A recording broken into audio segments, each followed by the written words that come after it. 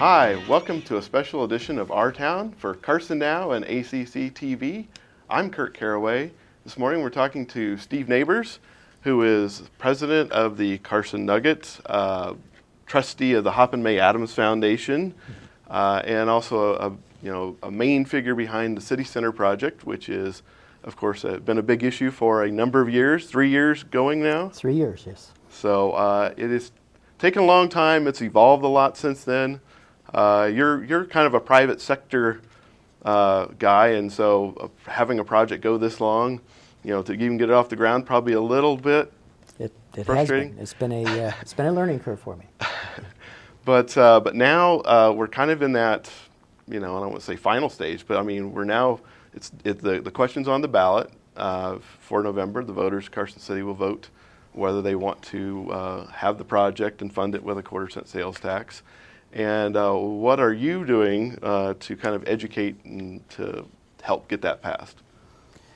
Well, it's a challenge. We have a short period of time to communicate to a number of people. We spent 3 years developing, vetting, and communicating the project to the Board of Supervisors. That was 5 people. It was relatively easy to communicate with them. There was quite a bit of one-on-one as well as meetings with the advisory committee they set up, with the board itself in board meetings, with a number of charrettes and citizen meetings. We have morphed the project. In my mind, the project is really, it's a partnership of 3 different parties. The Maybe Adams Trust and the Hoppin May Adams Foundation's focus is economic opportunities for the citizens, especially the youth and senior citizens. The Library Foundation, of course, focuses on the library, and the Board of Supervisors were representing the community, and now it's going to be the community themselves, and I think that's great.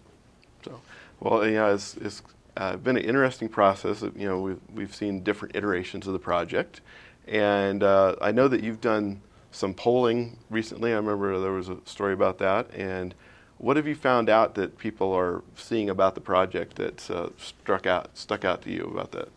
You learned from that polling. I think the number one thing I learned was that people's perspective is it's about a library. Mm-hmm. And I think that's great. I think a library is great, and but I think May's focus, if I may just refer to the Maybe Adams Trust and Hoppin May Adams Foundation as May, mm-hmm.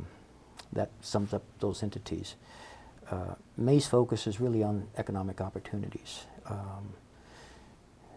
We want to help the downtown. We think the downtown long-term has some stress. It is facing and will be facing. We believe that we have an economy that needs to have some stimulation and some help. We think there's high unemployment. We have listened to a number of different experts on what Carson City, what would help Carson City, so how May could best be, I guess, optimize her resources for the community. And it appears to be economic, so that's why we're focused on it. And the poll showed somehow we haven't been getting that message out, and that's my fault. I just really haven't been out communicating. The library's been doing a great job communicating about the library, but May hasn't done a good job about communicating what her objectives are. Mm-hmm. And I mean, like I said, it's taken a long time, and it's been through a few different changes through there. So it's been a moving target to try to be able to get the word out too about. Yeah, originally I thought I could bring in a private developer. We had quite a bit of land. We thought, well, we'll do this as a private development and try to set some aside for the community. So it just isn't. I didn't want a giant casino. I didn't want a bunch of office spaces without some community asset there. And so I tried to bring in a private developer to help fund and put this package together. My focus, of course, was what we can do for the community. So we were focused on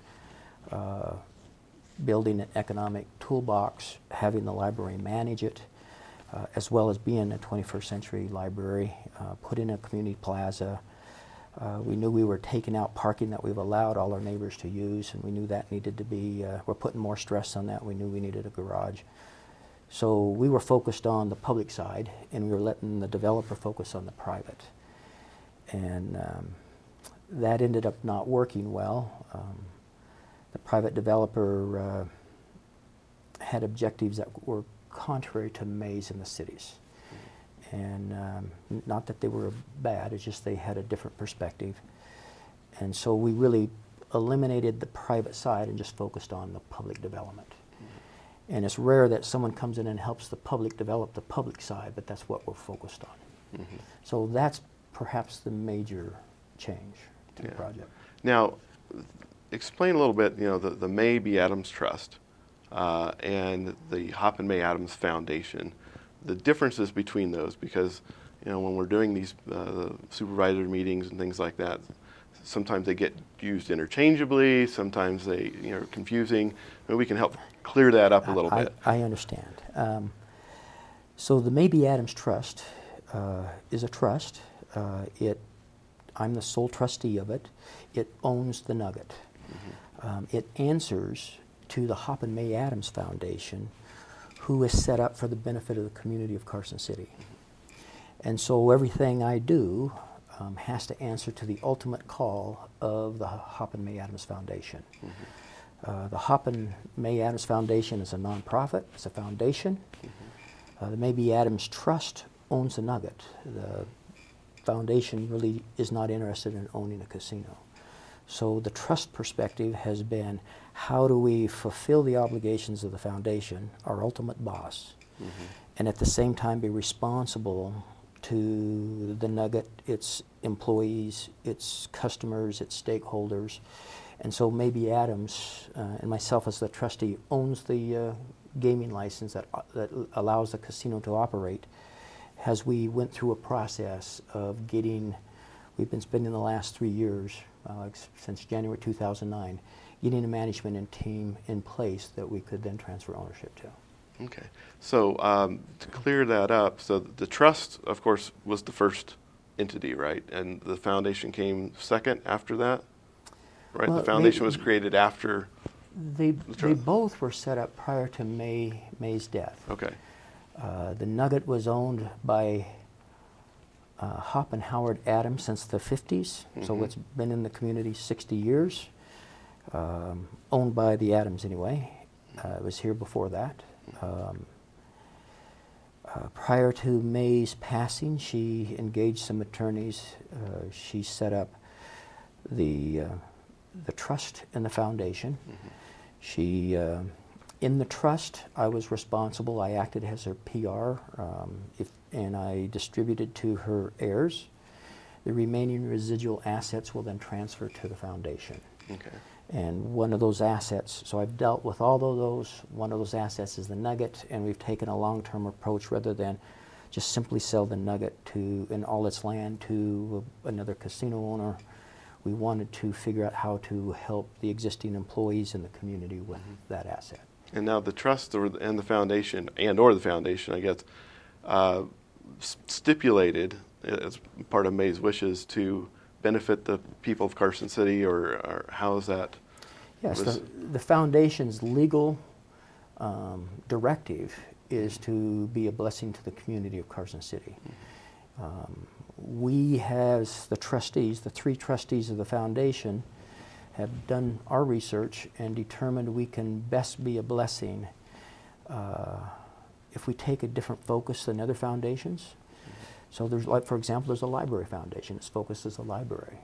Our focus is the economic opportunities for the youth and senior citizens of Carson City. All right. Because, I mean... All citizens. All citizens. I mean, I think one of the misconceptions out there, and some of the critics will talk about, that that the City Center project was about money. It's about building up the value of the Nugget, or about making money for you, or whatever. Now, so if the money from the trust, if somebody came in and said, I'm going to pay $20 million for the casino right now, that $20 million would go to the foundation for Carson City's benefit, right? That's correct. All right. So it's not. We, the trustees, don't make anything on it. Okay. The owner, the ultimate residuary owner of any proceeds from the nugget sale will go to the foundation, so back to the community. Right. So I think that was one of the unclear parts about that. Now, I understand the documents that for the trust and the foundation, especially maybe the trust, are not public documents, right? And so you can't. Or Well, these are private trusts. Right, yeah. We will file our public annual filings on our financials. We get a lot of citizens and people that are looking for handouts or want help putting milk on the table, and that's just not. There's all kinds of other charities that focus on that. Our focus is career opportunities for the youth, job opportunities for senior citizens, and just employment opportunities for all citizens in Carson City. That's really our focus. All right.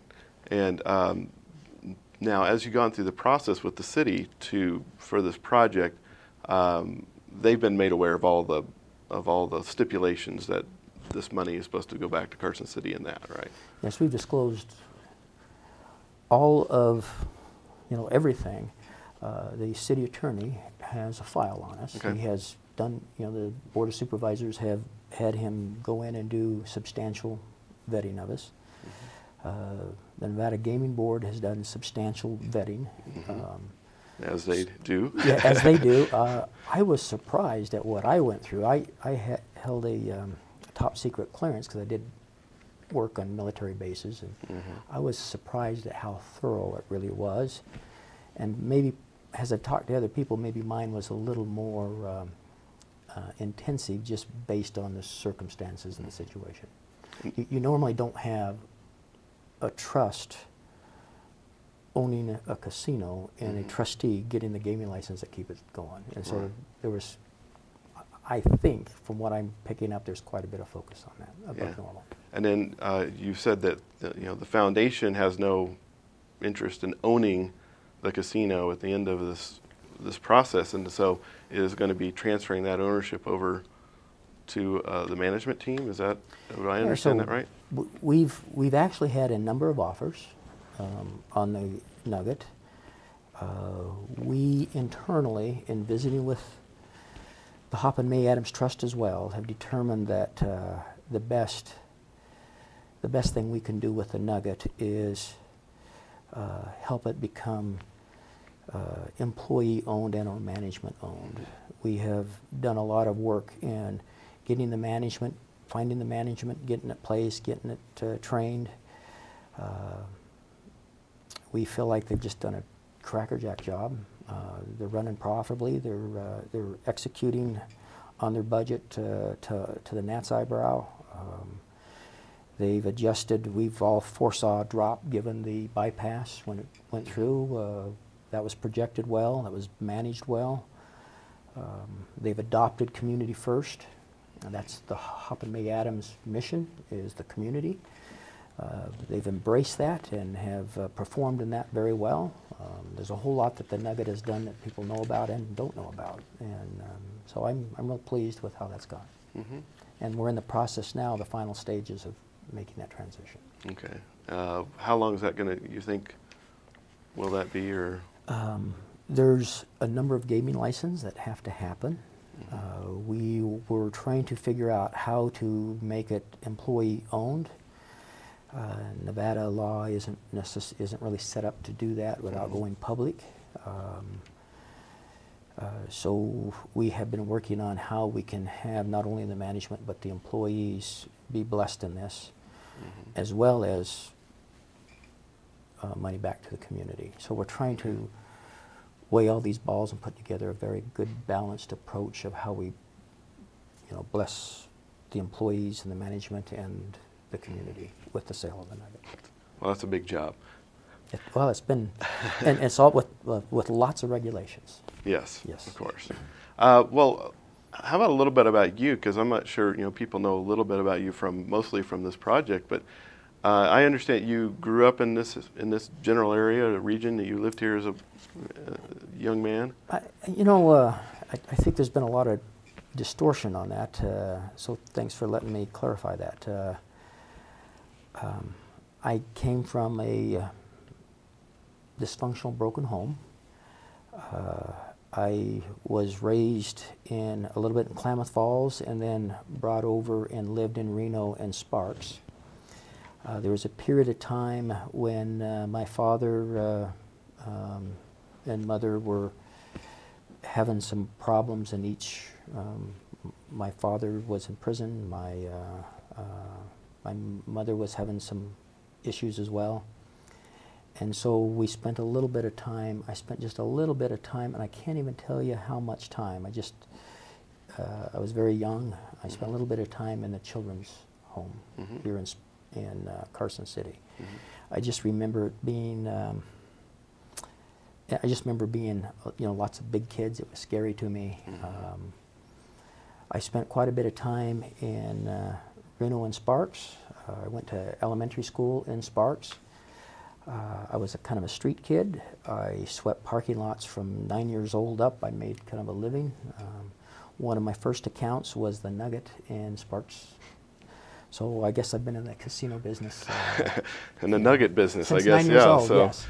And so I swept parking lots. I did that in the evenings and early mornings prior to school. I then would walk to I went to the schools. I went to Applegate, I want to say, and Lincoln Park Elementary. Those are the two schools I remember going to.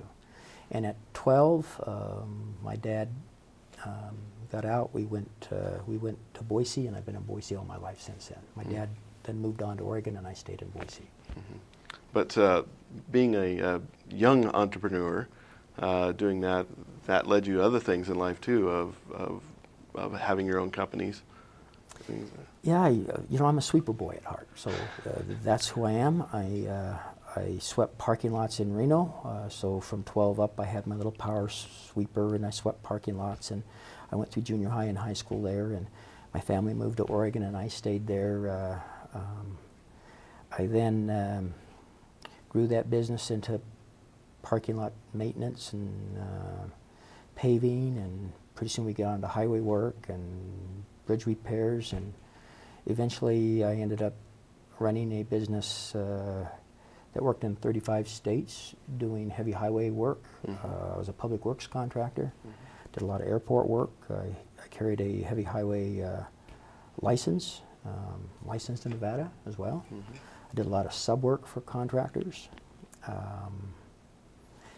Every other year I'd start another business. After a period of time, 30 years in the heavy highway construction world was a lot of travel. I miss seeing my kids a lot. I have a close family. We started having grandkids, so I split up the business. And every other year I'd start a business. I had 15 other businesses in Boise, and they were always calling me back to help them. So I became a turnaround practitioner, a business consultant, really with the own business I've started. And I've maintained really good relationships with those accounts. That's what put me in the consulting turnaround business. And my first outside business that I did a turnaround with was, I think, in about 2000. And since then I've done about 54 turnarounds. And the Nugget, how I got engaged with the Nugget was really as a turnaround practitioner. And I didn't really know anything about the gaming industry.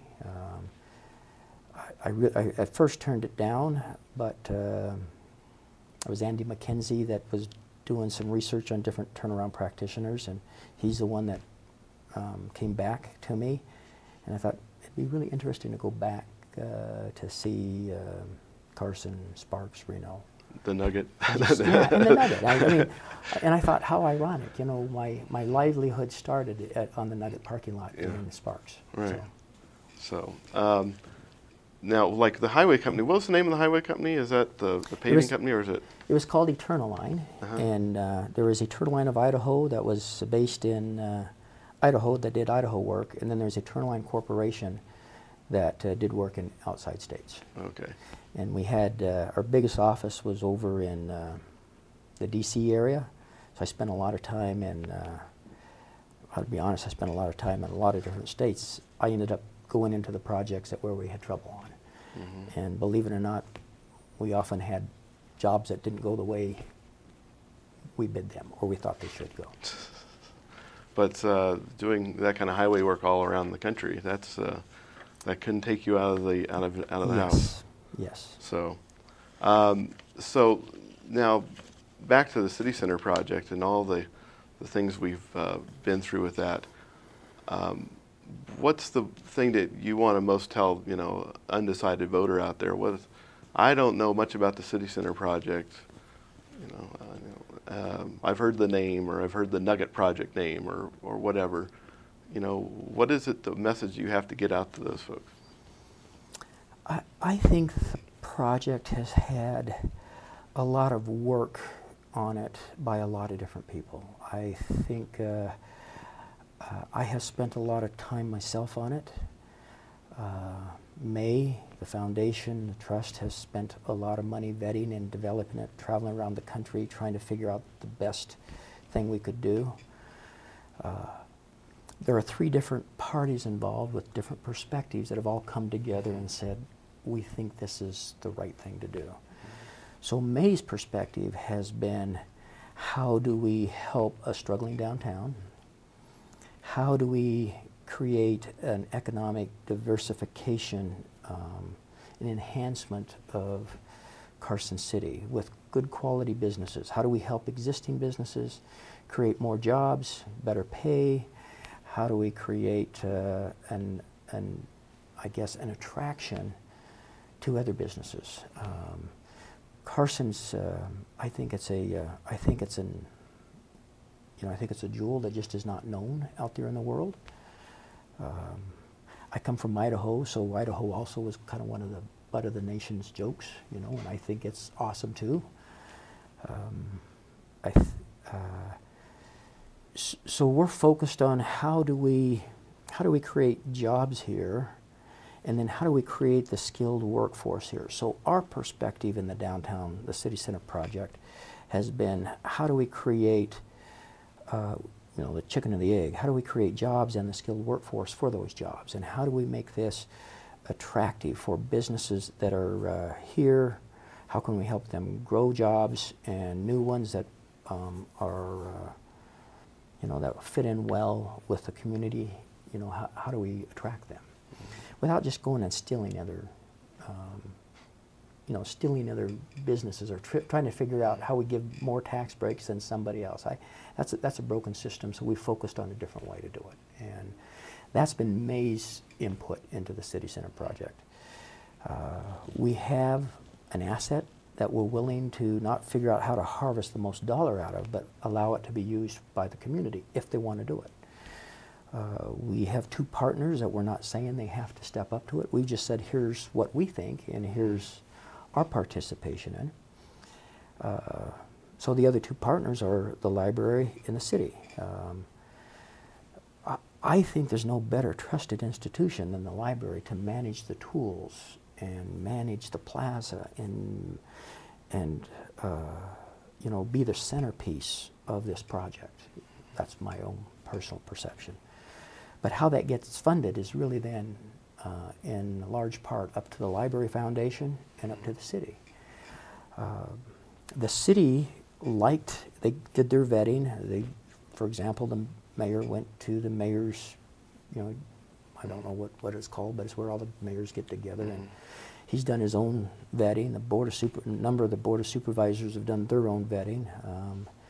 They've pressed me a lot over the last few years to prove this, prove that.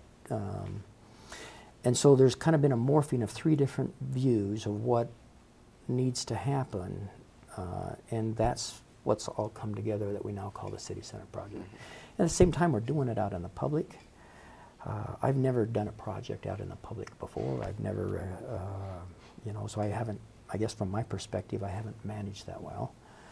But we've had a lot of input. The Board of Supervisors set up a advisory committee. A lot of really good input, both positive and critical, that we said, that has merit, and we've kind of tried to bring that into it. There's more detail eventually that once the parties are all committed, that we then will figure this out with lawyers and with experts and whatever. But we've gone as far as we can without the parties being totally committed. Mm-hmm. And I'm glad that it's being put out for the community to have a vote on it. I don't think they understand it, at least from our perspective. I want to figure out how to communicate that.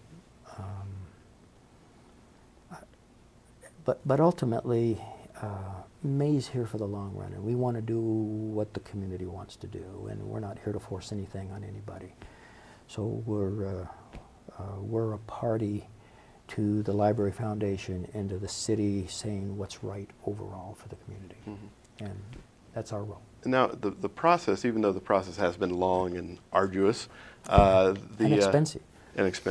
The product, you know, it seems to have, of what you see as a project right now, seems to have really gotten better. I mean, I remember the very first of it, and you know, the design, the architect you brought in for this second half of this effort, you know, came out with a building design that was a very beautiful design that I think really captured people's imaginations a little more. Well, we've actually had quite a bit of input. So we started with a firm that held a charrette out of Denver, who I think did a good job on the charrette. We have had a number of people give input. We then were working with a developer, private developer, and so we were getting, and I don't mean this negative, but we're getting green boxes, you know, and and they were focused, you know, their main focus was on all the private stuff, so they were just throwing us green boxes for the public side, and the library, you know, the three of us, the library, the city, and May, were focused on the public side, and so we didn't really care much about the private side as long as it fit within the standards of the community. So we just didn't feel like we were being heard, and so I put the money up to engage an architect in Reno, and I think he did a great job of understanding the community and putting together something that I think will be an icon for this community for 100 years. Now, when this goes up for a vote, obviously, here in November, it's going to be up or down. What happens, you know, if it does, citizens don't vote for it? Is this the end of this? Is it time to move on to something else? Is it, you know, can it morph into something else, you know, to another project, or what do you feel about that? I think the City Center project is a powerful way to address all the things that May is concerned about the downtown, about economic opportunities, about educational enhancements and training, about developing the culture here. So I think I can't imagine a more powerful way to have an impact. And to leverage that with another private foundation, the library, and put that trusted institution in control of this, and to leverage the, you know, what the city wants to do. I can't imagine a more powerful impact to the community. However, if the community says no, I'm not here to force anything on the community. And that's, we have been very open about that to the city, to the Board of Supervisors, to the library. We've made it and written statements to them. Nobody has to go forward with this. We're not asking anybody to pay us back. We've spent $1.5 million so far in helping vet this, help develop this. If it's not right, just drop it, and we'll go on. May's here for the long run. So we want to have a long-term relationship doing what, you know, helps bring opportunities, jobs, careers for the citizens of Carson City. That's our goal. All right. Well, I want to thank you for coming on and talking to us about this. I think it's been very informative, and hopefully everybody will inform themselves about this project and cast their ballots in November. All right, and thanks for helping me to start communicating it, and I appreciate the opportunity. All right. Thank you. Thank you.